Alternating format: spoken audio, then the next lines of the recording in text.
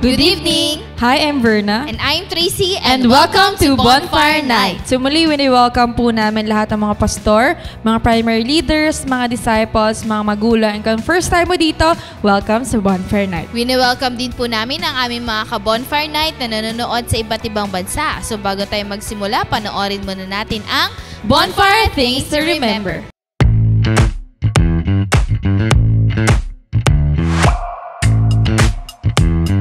Here are your bonfire things to remember. Bring your notebook, Bible, and ballpen. Open your heart to the message. Hashtag Puspus Yarn. No unnecessary activities while watching. Hashtag multitasker. Wag ganon. Focus on the message through our speakers. No? Kasi kung makikita natin, ang gaganda ng promise. Ang gaganda ng Hashtag promise. focus ka lang. Invite and tag your friends. Be a blessing. Hashtag friendship goals. Engage by sharing your thoughts and leave comments below. Respond to the message and take action. Oh, huwag kalimutan mga ka-bonfire ha. Paalam!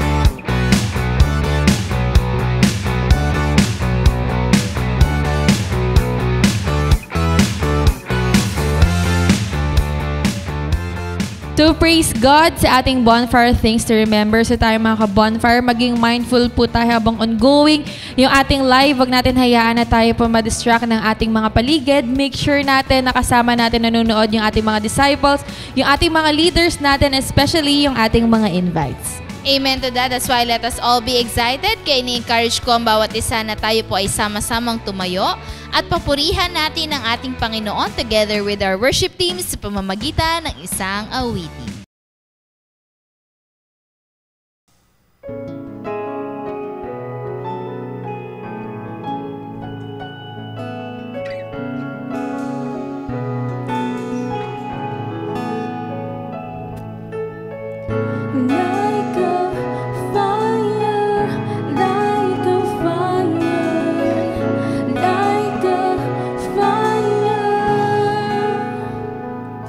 Like a fire.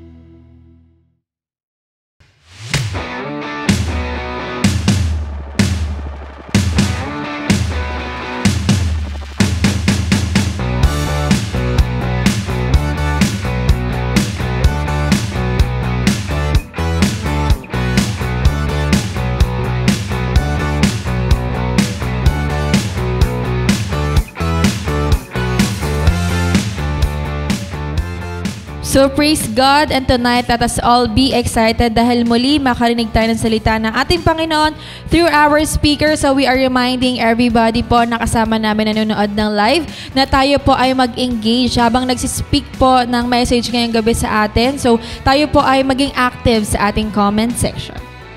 Amen to that. That's why let us ready our hearts and our minds sa message na mapapakinggan natin tonight. So for our speaker, he is the senior pastor of CGS Paliparan in Dasmariñas. Let's welcome Pastor Ray Mir.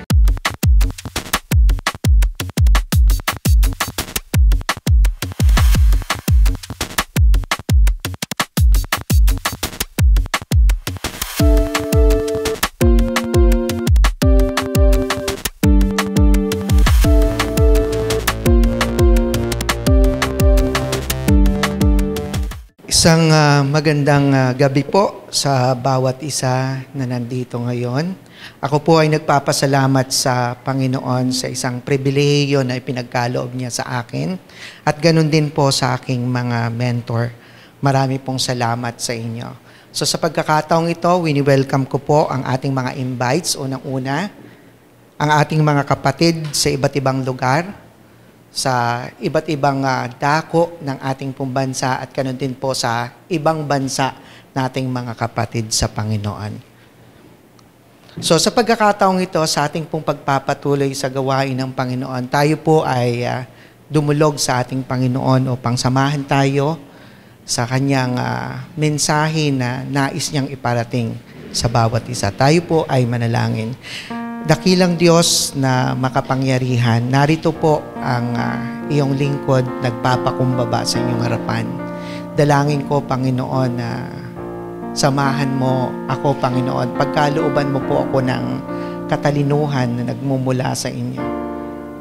Hinihiling ko rin, Panginoon, na alisin niyo po ang kaalaman ng tao, kundi dapat kailangan ang maghari ay ang kaalaman na mula sa inyo. At naway ang mga anak mo, Panginoon, at ang mga dumadalo sa pagkakataong ito, o unang dumalo, Panginoon, ay mabuksan ang kanilang mga puso at isipan at manumbalik sa inyo, Lord. Salamat po, Panginoon, at pinagkakatiwala ko po ang gawain ito mula sa simula hanggang sa pagtatapos ng gawain ito. Sa inyo po lahat ng kaluwalhatian, kapurihan, sa pangalan ni Jesucristo. Amen. Okay, sa pagkakataong ito, nais ko pong anyayahan ng bawat isa na buksan ng kanilang mga Biblia. Matatagpuan po natin ang ating pong text ay sa 1 Corinthians chapter 1, verse 18. Ito po ang nakasaad sa 1 Corinthians chapter 1, verse 18. For the word of the cross is foolishness to those who are perishing, but to us who are being saved, it is the power of God. So, ang ating theme this evening, it's all about the message of the cross is the power of God. So, makikita po natin sa ating pong text, may binanggit po dyan, for the word of the cross is foolishness to those who are perishing. So, bakit kamangmangan ang mensahe ng cross sa mga taong hindi nakakakilala sa Diyos? Sapagkat ang karunungan ng Diyos ay hindi niya pinahintulot na makilala siya ng tao sa pamamagitan ng karunungan ng mundong ito. Mas minabuti ng Diyos na iligtas ang mga tao sa pamamagitan ng kanilang pananampalataya sa ipinapangaral na magandang balita na ayon sa iba ay kamangmangan. So kung makita po natin dito sa text na to, pagdating sa Ebanghelyo ni Kristo, pagdating sa mabuting balita, makikita natin yung mga tao na wala sa Diyos, iba ang kanilang pananaw. Sapagkat maliwanag po na mismo ang Biblia, hindi nila talaga mauunawaan hanggat wala yung presensya ng Holy Spirit sa buhay ng isang tao. Kaya to those who are unbelievers, Christ crucified is foolishness because Satan has blinded their minds to the truth. So maliwanag po na hindi tayo dapat magtaka kung bakit hindi nila naintindihan, bakit hindi nila naunawaan, kung ano yung mga bagay na binabahagi natin sa tao. Because they are blind. Binulag sila ng Diyos ng sanlibutang ito. Binulag sila ni Satan. Kaya hindi nila maunawaan yung katotohanan kahit ipaliwanag mo, maliban lang kung ang Holy Spirit kumilos sa buhay nila. Isa sa mga strategy ni Satan ay bulagin ng tao para hindi nila maunawaan ang katotohanan at tanggapin ang mensahe ng Ebanghelyo. Kaya huwag tayong magtaka kung bakit gano'n na lang ang ginagawa ng tao pag tayo ay ipinapangaral sa kanilang katotohanan. Tayo'y pinagtatawanan. Tayo'y tinatalikuran. So dapat hindi tayo ma-disappoint. Bakit? Kasi ito yung sinasabi ng katotohanan. Sa 1 Corinthians chapter 2 verse 14, malinaw po, sapagkat ang taong di pinapananahan ng Espiritu ay ayaw tumanggap ng mga kaloob mula sa Espiritu ng Diyos. Para sa kanila, kahangalan ang mga iyon. At di nila mauunawaan, sapagkat ang mga bagay na espiritual ay mauunawaan lamang sa paraang espiritual. So tumutukoy ito sa mga taong walang relasyon sa Diyos. At hindi tinanggap ang Holy Spirit, kaya nila pinagtatawanan o kaya'y sinasabi nila wala sa katwiran.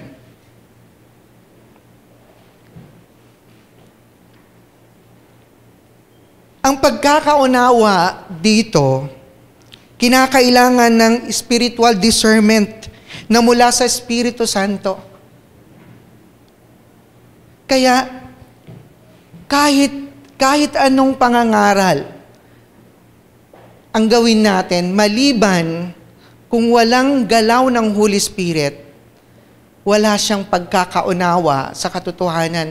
Kaya huwag tayong magtaka kung bakit pinagtatawanan tayo. Huwag tayong magtaka kung bakit tinatalikuran tayo. Normal lang yon. Pero kapag ang Holy Spirit kumilos sa buhay ng isang tao, mauunawaan niya ang Ebanghelyo ni Kristo. Kasi ang Holy Spirit, ang katotohanan, siya yung magpapabatid sa tao tungkol sa katotohanan, tungkol sa ating Panginoong Jesucristo.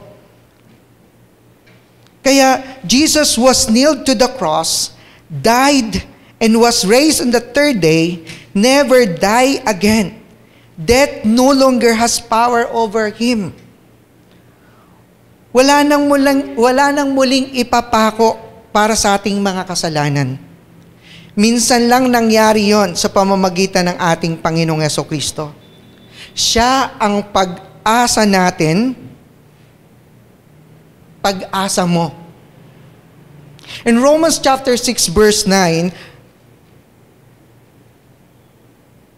alam natin si Kristo na muling binuhay ay hindi na muling mamamatay. Wala nang kapangyarihan sa kanya ang kamatayan. Ang katotohanan tungkol sa resurrection ni Christ has significance sa mga Christians sapagkat ito ay nagdudulot ng pag-asa, katiyakan sa buhay na walang hanggan at pagtatagumpay sa kasalanan.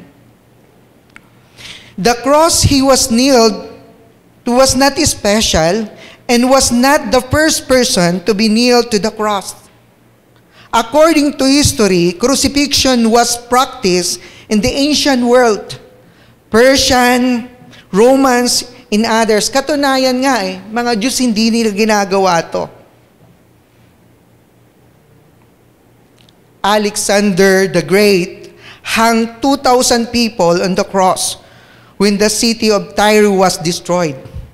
But none of the crosses has the power of the cross of Jesus. According to Christian tradition, the Apostle Peter was crucified in Rome under the Emperor Nero. But the cross of Peter lacks the power of the cross of Jesus. Kaya naiiba yung cross ng ating Panginoon. The question is, why is the message of the cross the power of God? Number one, the cross of Christ accomplishes reconciliations and salvations. Ito po yun, mga kapatid.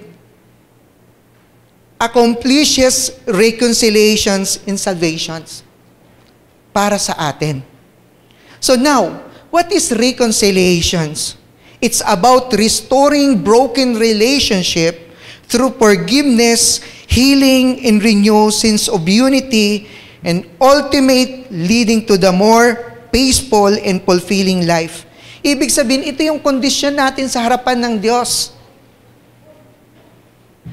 Kaaway tayo ng Diyos dahil sa kasalanan natin. Pero sa pamamagitan ng ating Panginoong Jesucristo, ni-restore yung relationship natin sa Diyos. In Romans chapter 5, verse 10 to 11, sapagkat kung noon tayo mga kaaway, ay pinagkasundo tayo ng Diyos sa pamamagitan ng kamatayan ng kanyang anak, lubha pa ngayon nangagkakasundo na, ay mangangagligtas tayo sa kanyang buhay.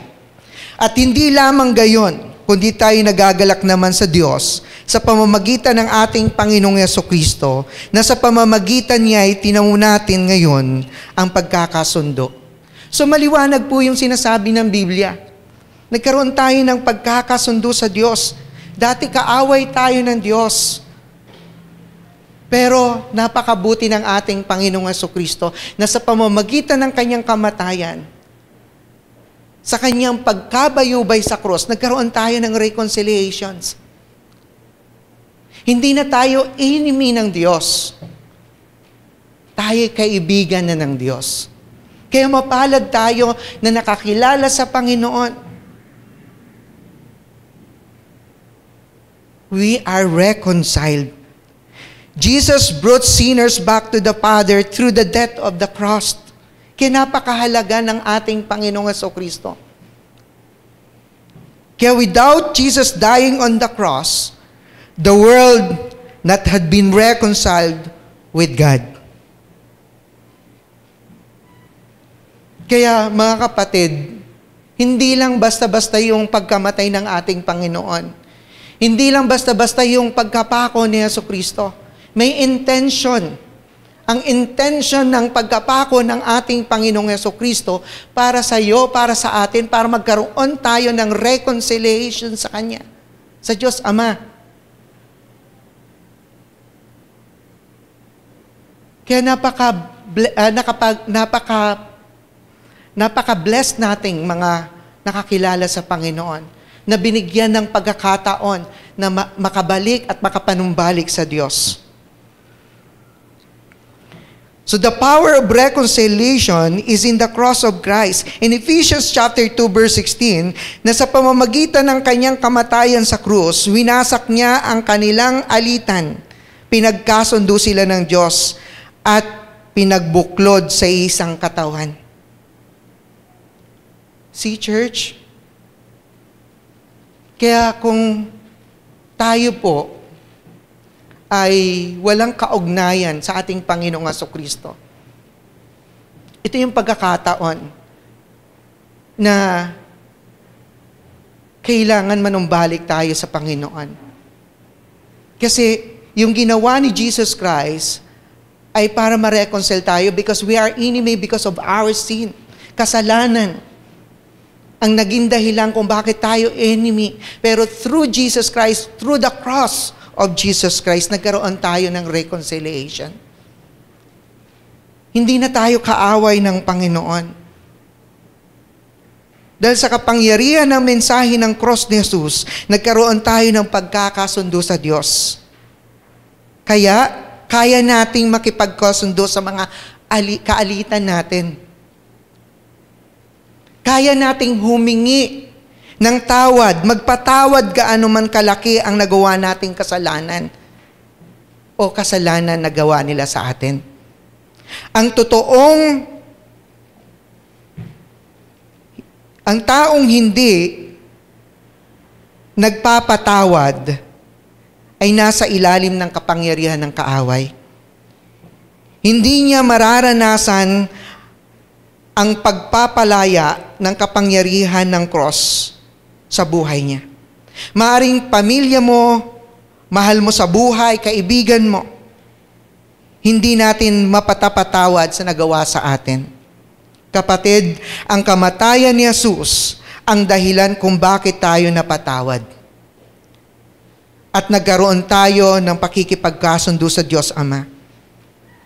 Kailangan natin pagsisihan ang ating mga kasalanan sa Diyos. Anumang mga kasalanan ito, o ito na nagawa natin, ihingi natin ang tawad sa Kanya. Maaaring namumuhay tayo sa pagsisinungaling, pagnanakaw, pagpatay, pakikipagtalik na hindi pa kasal, o alipin sa mga porn. Tandaan po natin, itong mga to ang maghahatid sa impyerno o sa atin sa impyerno. Kaya kailangan mong pagsisihan, humingi ng tawad sa Diyos at makipagkasundo sa Kanya. Yun ang tanging paraan, mga kapatid. Kaya kung sakalin man, meron sa atin ngayon na namumuhay sa kasalanan, ang Diyos, kapatid, hindi yan mapagkimkim. At hindi rin nagbibilang kung ano man kadami o kabigat ang ating mga nagawang kasalanan. Ang Diyos, nag-aantay lang siya sa atin. Willing siyang yumakap sa atin kapag humingi tayo ng tawad sa Kanya.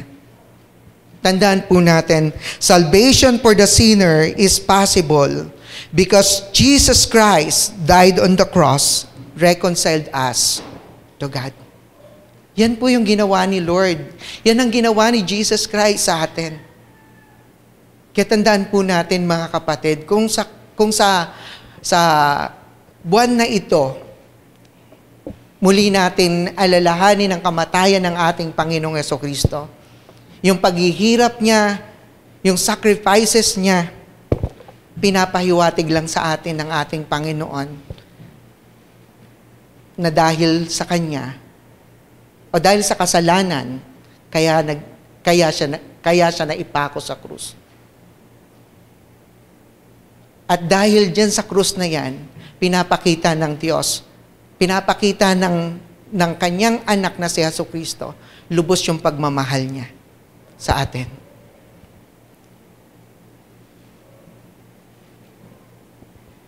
Kaya maaaring may mga dala-dala tayong kasalanan, pero nag-aantay si Lord, lumapit tayo sa Kanya. Now, pangalawa, why is the message of the cross the power of God? The cross of Christ secure forgiveness of sin and cancellations of charges against us. Tiniyak niya yung pagpapatawad sa ating mga kasalanan. At lahat ng charges dapat, mga kapatid, para sa atin, dahil tayo po yung may kasalanan, hindi siya. Pero, kinancel ng ating Panginoon through that cross. Kaya napakabuti ng ating Panginoon. Sin separated man from God, but cross not only got for humanity forgiveness of sin, it also broke the power of sinful nature and restore peace between man and God. Yan po yung ginawa ng Panginoon. Talagang winasak niya yung kapangyarihan ng kasalanan upang hindi na maghari sa buhay ng isang tao na nakakilala o kumilala sa ating Panginoon.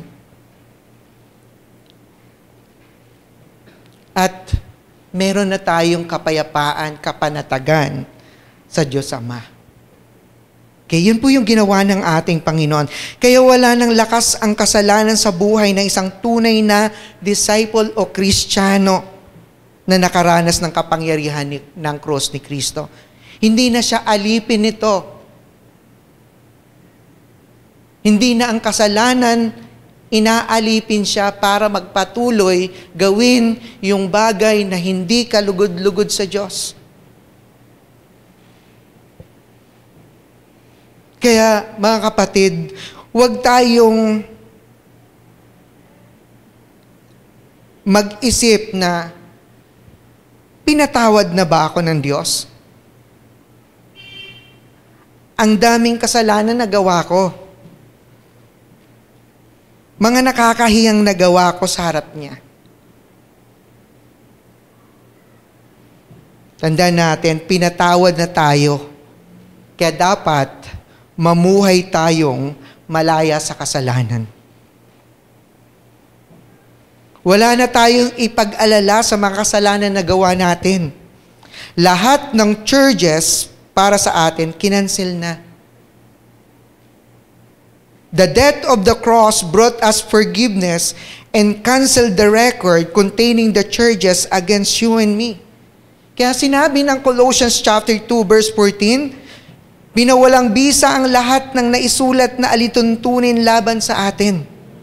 Pati ang mga pananagutang nakaugnay dito. Pinawi niya ang lahat ng ito nang ipako siya sa krus. Kaya tandaan po natin, God wiped out the charges against us for disobeying the law. Yan po yung ginawa ng ating Panginoong Jesucristo. Kaya napakapalag, napaka-blessed natin. Dahil yung bagay na dapat sana gawin natin o tayo dapat naroon sa krus, ginawa na ng Panginoon.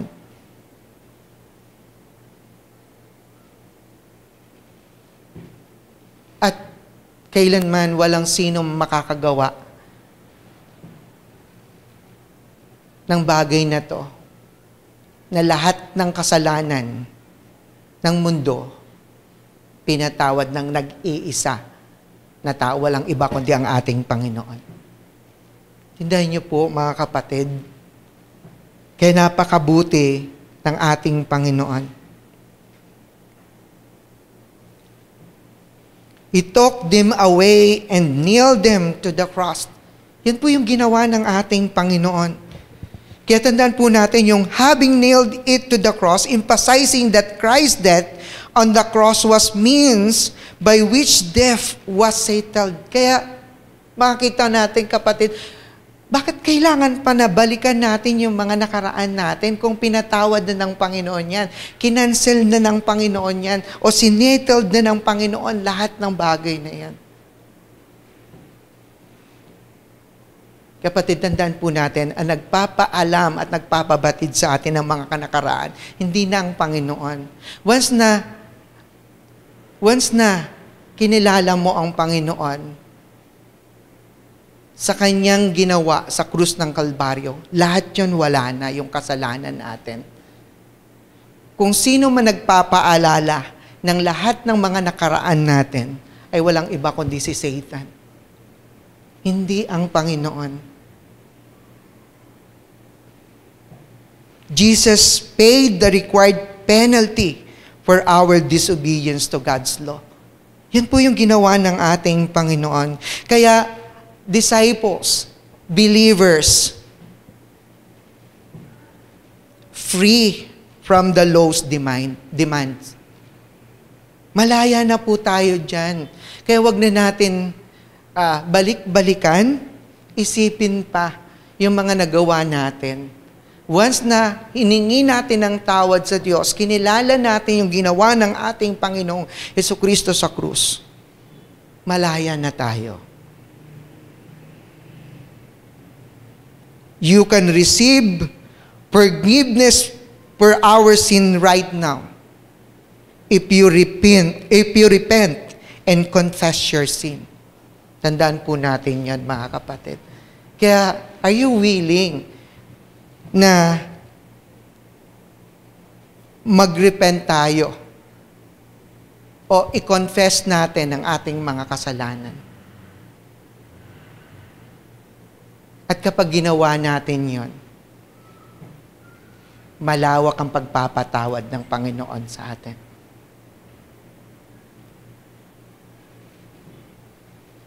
Kaya pangatlo, why is the message of the cross the power of God?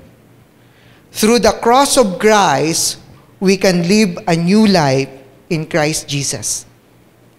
In Galatians chapter 2 verse 20, hindi na ako ang nabubuhay ngayon, kundi si Kristo na ang nabubuhay sa akin.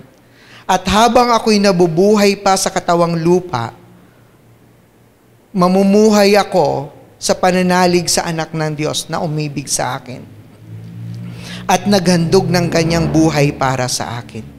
So yung word dito sa Galatians chapter 2 verse 20, yung crucified with Christ means the old nature and simple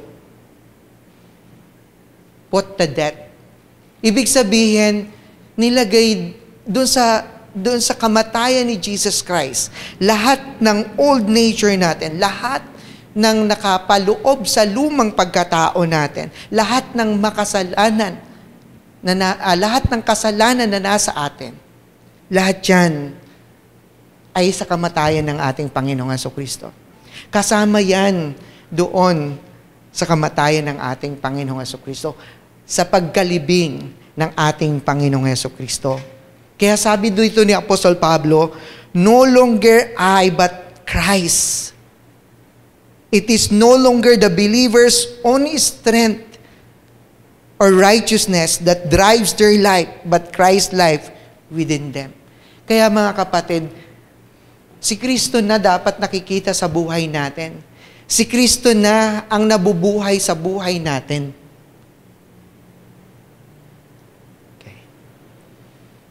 Kaya dapat nakikita sa buhay natin si Kristo. Sa pamumuhay natin.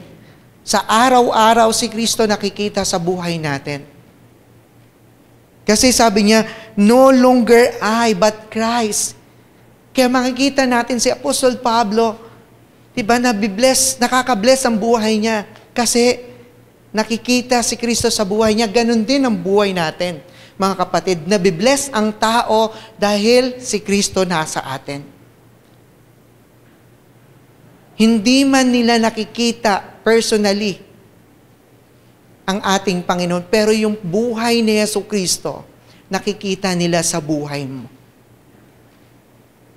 Kaya believer's life is now lived by faith in the Son of God, who loved them and gave Himself for them.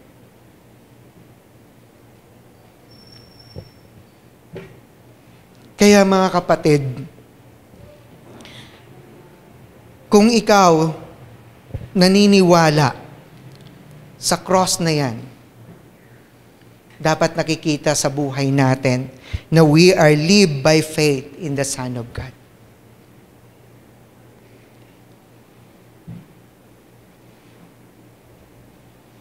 Kaya nagmamanifest sa buhay natin yung pagmamahal natin, pagpapahalaga natin sa mga tao. Kasi ganun ang puso ng ating Panginoon eh. Actually, nilingap niya tayo. Yung bagay na yon, yung kanyang pagkamatay, yung pagkapako niya sa krus, ay paglingap niya sa atin dahil mahal niya tayo. Kaya dapat ganun din po tayo. Kung namumuhay tayo sa pananampalataya sa ating Panginoong Jesucristo, ang layunin dapat magpadama tayo ng pagmamahal sa ating kapwa. Kaya believers are no longer defined by their old self, but their relationship with Jesus Christ.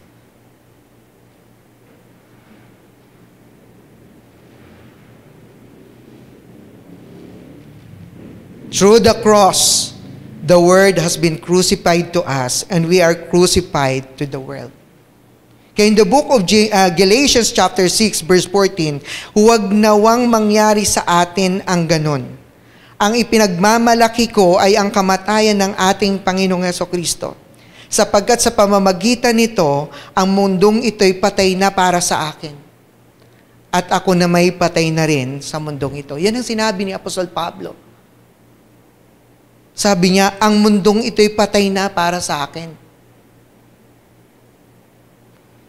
Sa pamamagitan ng ginawa ng ating Panginoong Hesukristo, it is possible for Christian not to love the world or the things in the world. Kaya ang posible, kapatid, okay, kapag naranasan mo sa buhay mo to, napaka-imposible na hanggang ngayon, mahalaga sa iyo yung mga bagay dito sa mundong ito. Yung puso mo, yung mga bagay dito sa mundong ito. Yung baga, instead na unahin mo yung gawain ng Diyos, mas pinapahalagahan mo yung trabaho. Walang masama na magtrabaho tayo, pero dapat ang puso natin, nakahihigit ang Panginoon, hindi doon sa mga trabaho na ginagawa natin o paghahanap buhay natin o yung mga negosyo natin.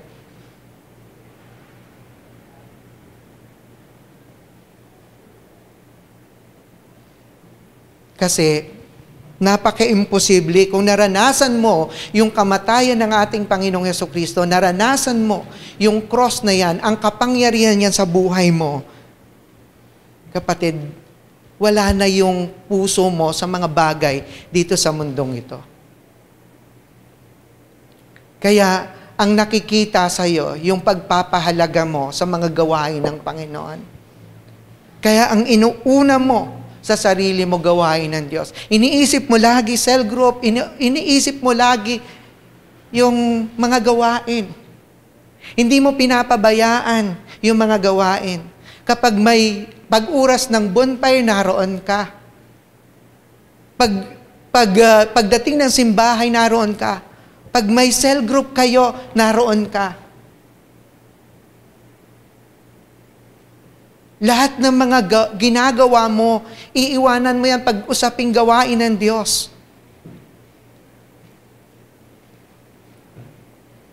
Yan po yung damdamin ng isang tao na nakaranas ng redemptive work of Christ. Kaya in 1 John chapter 2, verse 15 to 17, huwag ninyong ibigin ang sanlibutan. Ito babala ni John. O mga bagay na nasa sanlibutan. Ang umiibig sa sanlibutan ay hindi umiibig sa Ama. So you will see.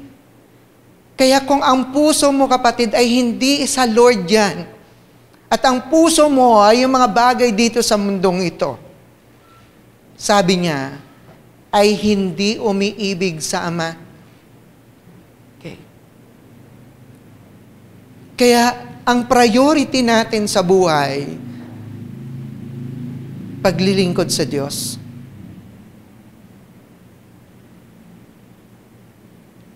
Inilalaan natin ang oras at panahon natin sa Diyos. Kaya sabi niya dito in verse 16, ang lahat ng nasa sanlibutan, ito po pinabatid ni John sa atin, sabi niya ang lahat ng nasa sanlibutan, ang mga masasamang nasa ng laman, ang mga nasa ng mga mata, at ang mga pagmamalaki sa mundong ito ay hindi nagmumula sa Ama kundi sa sanlibutan. You see, makita natin ngayon sa panahon natin ngayon. Anong ginagawa ng mga tao? Lalo na sa lipunan natin, pagnanakaw. Diba? Iniisip nila yung paano sila makapagnakaw. Paano mangurakot. Di po ba? Yan po yung pong ginagawa ng mga tao. Kasi sabi niya, ang masasamang nasa ng laman, ang mga nasa ng mata, at ang pagmamalaki sa mundong ito, hindi mula sa Ama, kundi sa sanlibutan. Sabi niya, verse 17, mawawala ang sanlibutan at ang lahat ng kinahuhumalingan nito. Ngunit ang mga sumusunod sa kalooban ng Diyos, mabubuhay kailanman o magpakailanman. See, mga kapatid, kaya kung yan po yung pinagtutuunan natin ng pansin, ng ating panahon, yung kumita, magpakayaman, sabi dito, mawawala ang sanlibutan at lahat ng kinahuhumalingan nito. Kaya mali ang ating pananaw kapag ang ating pinapangunahin sa buhay ay magpayaman o mga material na bagay. Sapat na yung meron kang ikinabubuhay sa mundong ito. Pero yung i-google mo yung panahon at puso mo para magpaunlad, magpayaman, kapatid, tandaan po natin, mawawala ang lahat ng bagay dito sa mundong ito. Ngunit sabi niya, ang mga sumusunod sa kalooban ng Diyos, mabubuhay magpakailanman. Ito yung mga gumagawa ng kalooban ng Diyos. Kaya nobody can do what this scripture says without that Christ accomplished for humanity on the cross. Hindi yan magagawa ng tao yan kung hindi niya mararanasan o naranasan ang ginawa ng ating Panginoong Jesucristo. Kaya huwag kayong magtaka kung mayroong mga tumalikod, may umalis, at nag-concentrate sa paghahanap buhay, huwag kayong magtaka. Natural at normal lang yon. Kasi hindi nila naranasan, okay, ang ginawa ng Diyos sa kanilang buhay o ng ating Panginoon sa kanilang buhay. The cross of Christ is everything. We have nothing to boast of except the cross of Christ. Yan dapat ipagmalaki natin. Our boast as a Christian is not our gifts, not our abilities, not our anointing or accomplishment, but the cross of Jesus Christ. Yan ang ipagmalaki natin. Yan ang ipagmayabang natin. Without His cross, we are nothing. Tandaan po natin yan, mga kapatid. Disciple, whatever blessing or privilege we have today is because of the cross of Jesus Christ, on which He suffered and died, and our sin were forgiven. Yan po dapat kailangan na nasa isip mo. Kung meron ka mang pagpapala, sagana ka man sa buhay, yung mga privilege na yan na meron tayo, is just because of the cross of Jesus Christ. Boast only in the cross, the suffering and the death of Jesus Christ. Tandaan po natin, living a new life. Kapatid, ito po yun. You always read your Bible every day. Nagbabasa ka ng Biblia araw-araw. You are prayerful. Nakarely ka lagi sa Espiritu Santo. Hindi sa sarili mo. Hindi sa galing mo. Hindi sa talino mo. Kundi you are relying on the Holy Spirit. Kung ginagamit ka man ngayon, kung nagli-lead ka man ngayon, you need to rely constantly on the Holy Spirit. Living a new life, attend church or simbahay, bonfire, cell group, regularly. Ginagawa mo yan. That is a new life. Kaya kung pasulyap-sulyap ka lang, pagdating ng linggo, o di kaya, naisip mo lang, dumalo ng linggo, o kaya, naisip mo lang kapag maluwag ka, dadalo ka ng bonfire, or even cell group, kapatid, you're not living a new life. Living a new life, attend church, o simbahay, bonfire, or cell group regularly. Ginagawa mo yan. Hindi yan mabigat para sa atin. Kasi you are living in a new life.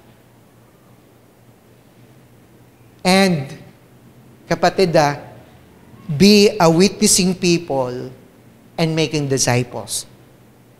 Kaya alam niyo mga kapatid, hindi dahil kinukuman dito ng pastor natin. Yan po yung buhay na taglay-taglay natin ngayon na bagong buhay. Na inaabot natin yung mga tao na nasa paligid natin. Yung mga tao may concern tayo, nahabag tayo sa mga nasa paligid natin. Gusto natin na yung naranasan natin na pagbabago, naranasan natin na pag-asa, maibahagi sa iba. Yun po yung bagong buhay na taglay-taglay po natin. So, hindi lamang nagre-reach out tayo, kundi dapat kailangan you're making disciples. Ginagawa mo yan. Nagdi-disciple ka. Hindi lang yon, kundi dapat kailangan maging leader siya na katulad mo rin. And love be the ruling principle of your life. Alam niyo po ba mga kapatid, that is a new life. Iba na yung puso mo ngayon, mapagmahal na. Dati, sarili mo lang iniisip mo. Pero ngayon, iba na. Iniisip mo na ibang tao. Umaga pa lang, pagkagising mo pa lang, kinukumusta mo na yung mga taong dinidisciples mo. Kinukumusta mo rin yung mga taong inaabot mo. Yan po yung nagro-rule sa atin na love. Dati, wala tayong pagmamalasakit sa iba. Sinasabi natin, wala akong pakialam dyan. Kahit anong gawin niya. Pero ngayon, may pakialam na tayo. Lalo na kung ang buhay nila mapapahamak. May pakialam na tayo. Kasi bakit? Love ang nagro-rule sa buhay natin. Yan po yung new life. Then, learn how to meet temptations. Ibig sabihin, kaya mo ng pagtagumpayan, yun ang bagong buhay natin. Kaya mo mapagtagumpayan mga tukso sa buhay mo. Hindi kayo nagpapadaing, nagpapatalo sa tukso. Kapag may tukso, para bagang sinabi natin, Lord, tulog ka muna. No. Alam na natin kung paano natin ma-overcome yung tukso sa buhay natin. That is new life, di ba? New life is not just a name or title. It is who we are in Christ. That is new life. But in the book of 2 Corinthians 5:17, therefore, if anyone is in Christ, position yun, di ba? Christ. Nasa iyo si Lord. Nasa iyo si Jesus. He is a new creature. The old things pass away. Behold, new things have come. So, imposible kung nasa Panginoon ka, wala kang pagbabago. Napaka-imposible. Dating gawi, palabisyo, imposible yun. May Kristo ka, ganun ang gagawin mo. Nagbababad ka pa rin sa mga porn, nagbababad ka pa rin sa mga laro, nagbababad ka pa rin sa chismisan, nagbababad ka pa rin sa sugal, hindi. Kasi maliwanag, therefore, if anyone is in Christ, that is preposition, nakaano siya, in Christ, nasa Panginoon ka. So meaning, dapat pagbabago yung buhay, meron sa'yo. Nakikita na yung dating ginagawa mo, hindi mo na ginagawa. Kung ngayon, yung oras mo, dati, nilalaan mo sa mga walang kabuluhan, ngayon, pinapahalagahan mo na. Na yung yung oras na yan ay magamit sa tama. Yan ang pagbabago. Kasi sabi niya, the old things pass away, behold, new things have come. Kaya tandaan po natin mga kapatid, without the cross of Christ, all sinners are condemned and not to live a new life. Tandaan po natin, without the cross of Christ, all sinners are condemned and cannot live a new life. Kaya tandaan po natin mga kapatid, kung sa tingin mo sa sarili mo, may mga bagay tayo na gawang kasalanan, itong tandaan natin, si Lord, kapatid, willing siya. Inaantay ka lang lumapit sa Kanya. Dahil yung pagkamatay ng ating Panginoong Jesucristo, matagal na nangyari. Kailangan mo lang kilalanin. Ihingi na natin ng tawad ang mga kasalanan na gawa natin. At kung nag-e-expect tayo ng pagbabago, kay Kristo lang ang totoong pagbabago na inaasam mo at inaasahan mo mangyari sa buhay mo. Now, conclusion. The cross of Jesus Christ is not merely a symbol. It is the power of God for salvation. Tandaan po natin, wala nang ibang makakapagligtas sa atin kundi ang ating Panginoong Jesucristo, ang ginawa ng ating Panginoon sa cross. Through that cross, we receive forgiveness, victory over sin, in the promise of eternal life. It is only by accepting Jesus Christ's sacrifice on the cross that we can attain salvation. Ngayon, kapatid, o today, if you have not yet given your life to Christ, the invitation is open to come to the cross, where the power of God is ready to transform you. Kaya kapatid, yung mga nandyan ngayon, yung mga nakikinig, mga bago ngayon, ito yung pagkakataon na sa inyong kinauupuan, hilingin natin sa Panginoon na patawarin tayo sa lahat ng nagawa nating pagkukulang. Si Lord, bukas ang kanyang puso para ipadama yung pagpapatawad, pagmamahal niya sa'yo. Alam mo ba kapatid, mahal ka ng Panginoon. Iniibig ka ng Panginoon. Yung pagkamatay niya ay pagpapakita ng kanyang pagmamahal sa iyo. Kaya sa pagkakataong ito,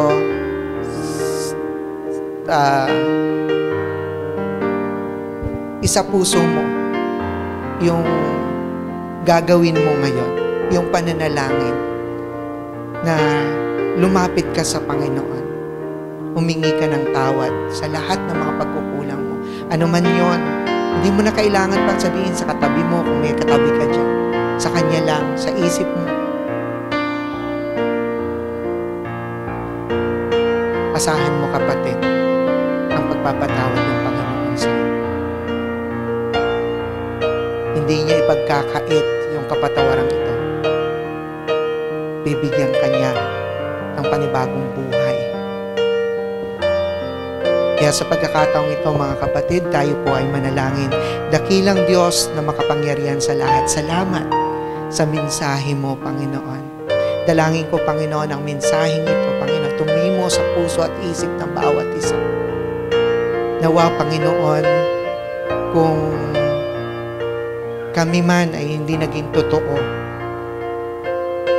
kung may mga pagkakataon man kami, Panginoon, nagagawa yung mga bagay na hindi karapat-dapat sa iyo, kasalanan. Lord, we ask you to forgive me. Forgive us, Lord. Patawarin niyo kami. Panginoon, salamat Dahil sa cross na yan, naranasan namin ang mga bagay na to sa buhay namin. Reconciliation, forgiveness, new life, Panginoon. Salamat, Panginoon.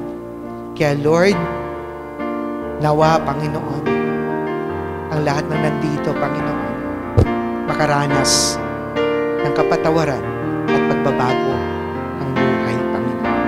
Salamat po, Panginoon, sa iyo po lahat ng kapurihan, pasasalamat sa pangalan ni Jesus. Amen.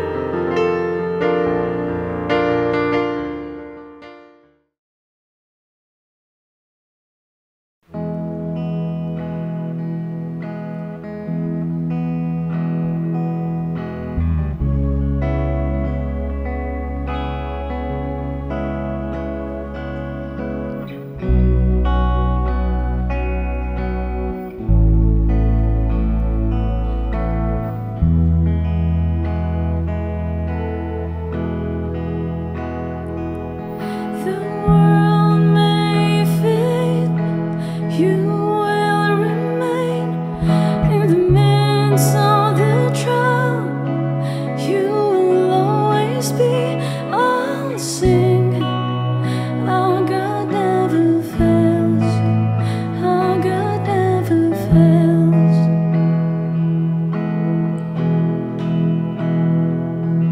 With open light, you reign over all.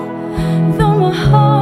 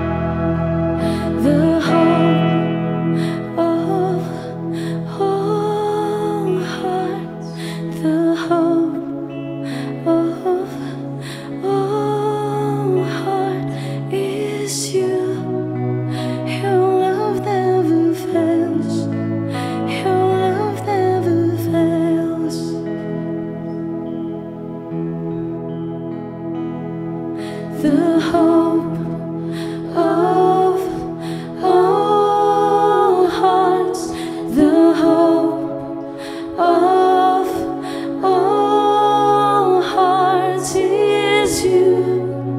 Your love never fails. Your love never fails.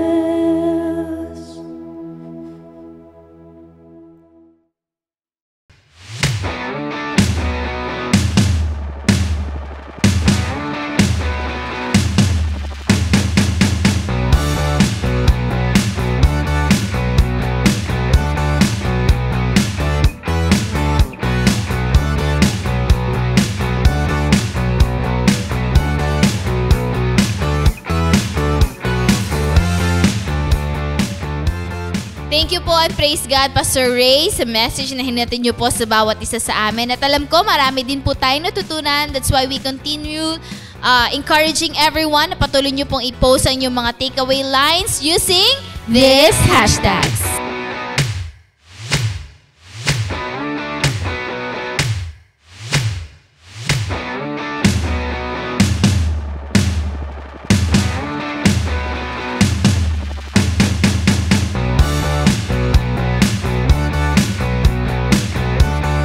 So, praise God and salamat po sa lahat na nakasama namin dito sa ating Bonfire Night. Salamat po sa ating mga pastors, yung ating mga primary leaders na nagmobilize for Friday. And kung invite ka po ngayon, so may mga leaders po na nagko-comment dyan sa ating comment section. Pwede po kayo mag-reach out sa kanila para maging part din po kayo ng ating mga online cell group. So continually, we encourage everybody na patuloy niyo pong supportahan ng ating CJS Philippines Facebook page, ang ating CJS Philippines Bonfire Facebook page, yung ating YouTube channel, TikTok, and Instagram. Itong mga social media accounts po natin, let us make sure na minamaximize natin ito all for God's glory. Amen to that. And we also encourage everyone sa darating na online simbahay. So Saturday pa lang, andun na po yung nirarally na natin ng ating invitations para po makanood din at mabless ang ating mga friends, family, and colleagues at makarinig ng message na ihahatid sa atin ng ating buting pastor, Pastor Rame Henarius Jr. So, thank you and God bless.